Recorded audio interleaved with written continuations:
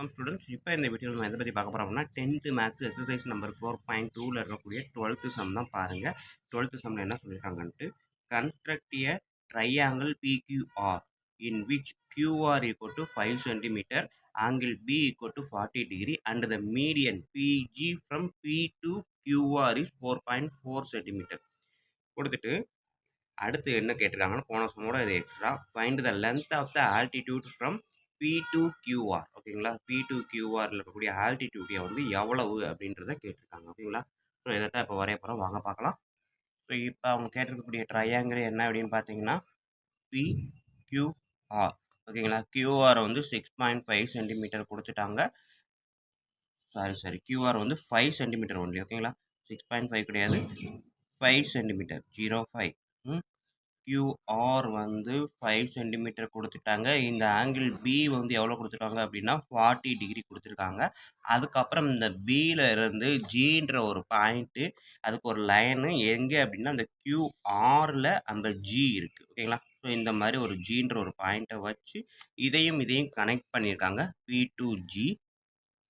So P to G connect பண்ணி இதோட length எவ்வளவு இருக்குது அப்படின்னு பார்த்தீங்கன்னா 4.4 சென்டிமீட்டர். ஓகேங்களா, ஸோ இதை கண்டுபிடிச்சிட்டு அதுக்கப்புறம் இதோட இந்த ஆல்டிடியூட் என்ன அப்படின்னு தான் கேட்டிருக்காங்க. ஓகேங்களா, ஆல்டிடியூட் அப்படின்றது குத்துக்கோடு, இதுக்கு பெர்பெண்டிகுலராக வரக்கூடிய அந்த குத்துக்கோடு, QRக்கு பெர்பெண்டிகுலராக வரக்கூடிய அந்த குத்துக்கோடுக்கு பேர் தான் ஆல்டிடியூட் அப்படின்னு சொல்லுவோம். ஸோ இது எவ்வளவு அப்படின்றத கொஸ்டினாக கேட்டுட்டாங்க. ஸோ இதான் இப்போ வீடியோவாக பார்க்க போகிறோம். ஸோ வீடியோவை பார்க்குறதுக்கு முன்னாடி இது வரைக்கும் நம்ம சேனல் சப்ஸ்கிரைப் பண்ணாமல் இருந்தீங்க அப்படின்னாலும், இதுதான் ஃபஸ்ட் டைமாக இருந்தாலும் தயவு செய்து சப்ஸ்கிரைப் பண்ணிடுங்க. அப்படியே பக்கத்தில் பெல் ஐக்கான் இருக்கும், அதையும் கிளிக் பண்ணிடுங்க. நன்றி. இப்போ வாங்க நம்ம இதுக்கான வீடியோக்குள்ளே போகலாம். ஸோ இதை தான் இப்போ வரைய போகிறேன். QR வந்து எவ்வளோ இருக்குது, 5 சென்டிமீட்டர். ஸோ அப்போ நான் 5 சென்டிமீட்டருக்கு QRக்கு ஒரு லைன் போடுறேன். ஸோ 5ல் இருந்து இங்கே இருக்கக்கூடிய 0 வரைக்கும். ஓகேங்களா, ஸோ 0லேருந்து 5 வரைக்கும் கரெக்டாக நான் பார்த்தீங்கன்னா தெரியும் உங்களுக்கு. இங்கே 5 இருக்குது, இங்கே 0 இருக்குது.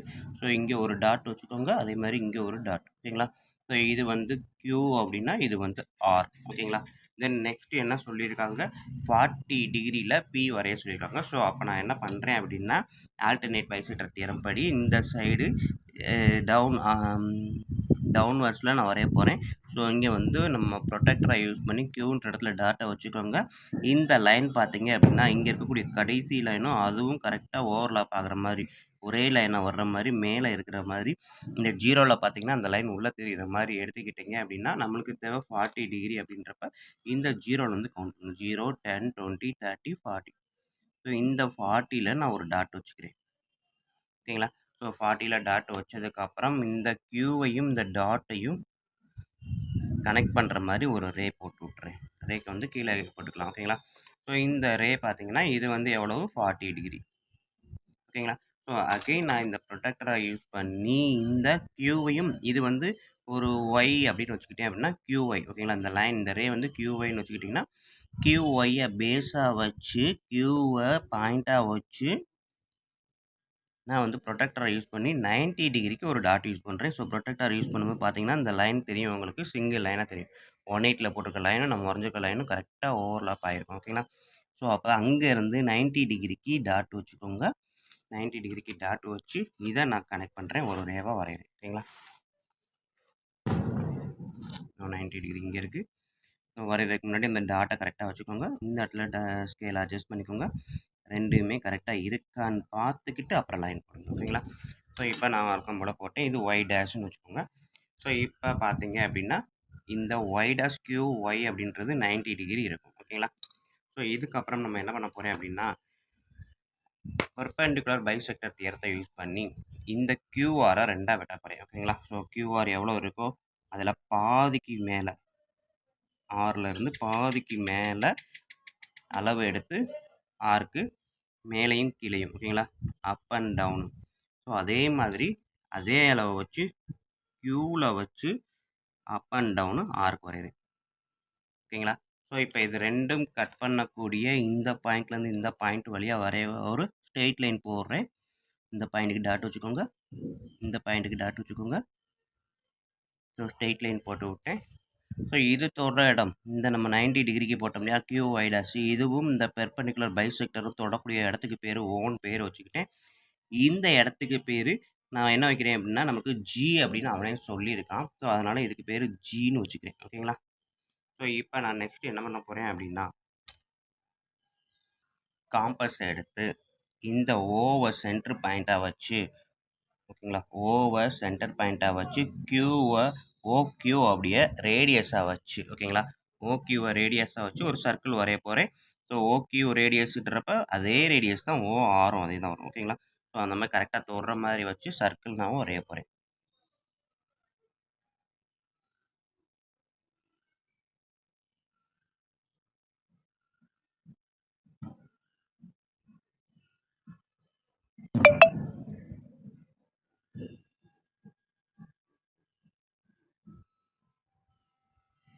ஓகேங்களா? இப்போ பார்த்தீங்க அப்படின்னா ஓவை சென்டர் பாயிண்ட்டாக வச்சு OQவை ரேடியஸ் OR ரேடியஸாக வச்சு ஒரு சர்க்கிள் வரைஞ்சாச்சு. நெக்ஸ்ட்டு எனக்கு என்ன கொடுத்துருக்காங்க அப்படின்னா இந்த PQ மீடியன் வந்து 4.4 சென்டிமீட்டர். ஸோ அப்போ ஸ்கேலில் 4.4 சென்டிமீட்டருக்கு நான் அளவு எடுக்கிறேன். ஓகேங்களா?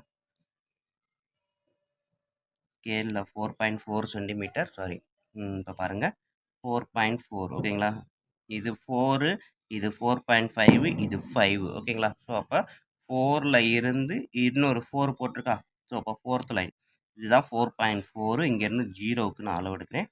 ஓகேங்களா? ஸோ 0லேருந்து இது 4.4 ஸோ இங்கே ஜியில் இருந்து இந்த 4.4ன்றப்ப இந்த சர்க்கிளில் ஒரு சைடு அதே அளவை வச்சு 4.4 அளவு வச்சு இந்த ஜியில் இருந்து சர்க்கிளோட இந்த சைடு ஒரு ஆர்க் ஓகேங்களா?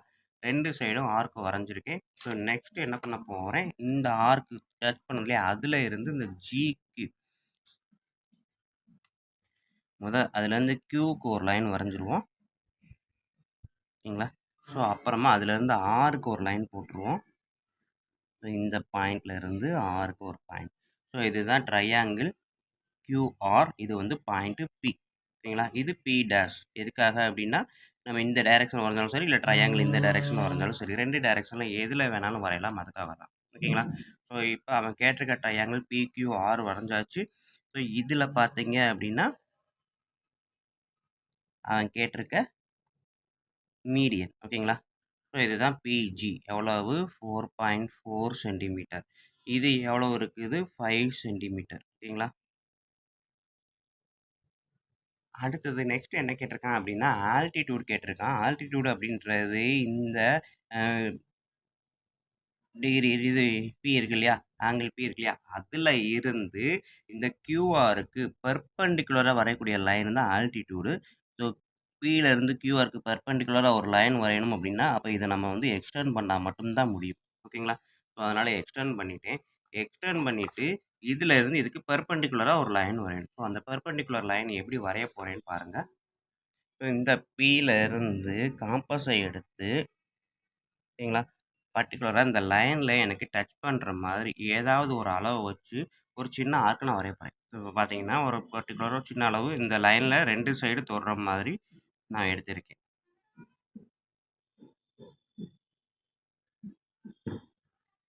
ஸோ இப்போ எடுத்து இந்த மாதிரி கட் பண்ணுறேன்.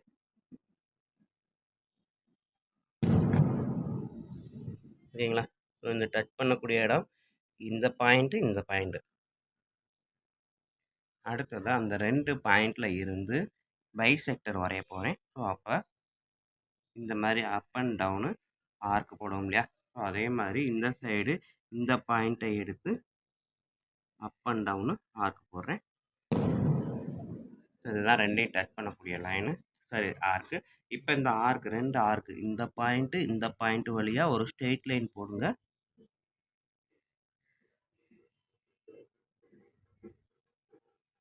பார்த்தீங்கன்னா அந்த ஸ்ட்ரெயிட் லைன் கரெக்டாக பிக்கு பெர்பெண்டிகுலராக கரெக்டாக வரும். ஓகேங்களா? பின்ற பாயிண்ட் இங்கே இருக்குது. இது வழியாக கரெக்டாக பார்த்தீங்கன்னா இது பெர்பெண்டிகுலர். ஓகேங்களா? நீங்கள் ஃபுல்லாக வரையணும் கூட அவசியம் இல்லை. இதோட பட்டா கூட போடலாம். ஸோ இப்போ பார்த்தீங்க அப்படின்னா இதுதான் இதுக்கு பெர்பெண்டிகுலர். இதோட லென்த் எவ்வளோன்னு கேட்டிருக்கான். மெஷர் பண்ணுவோமா? ஸோ இந்த 0லேருந்து ஆரம்பித்து இங்கே பார்த்தீங்க அப்படின்னா கரெக்டாக 2.2 இருக்கும். ஓகேங்களா? ஸோ இங்கே பாயிண்ட்லேருந்து பார்த்தீங்கன்னா உங்களுக்கு தெரியுது 2.2க்கும் கொஞ்சம் 3 நான் ஸ்ட்ரெயிட்டா வச்சுக்கிறேன். ஓகே 2.2 இருக்கு. ஓகேங்களா? கிளார் அடிக்குது. அதனால இப்போ திருப்பி வச்சுக்கிறேன் பாருங்க.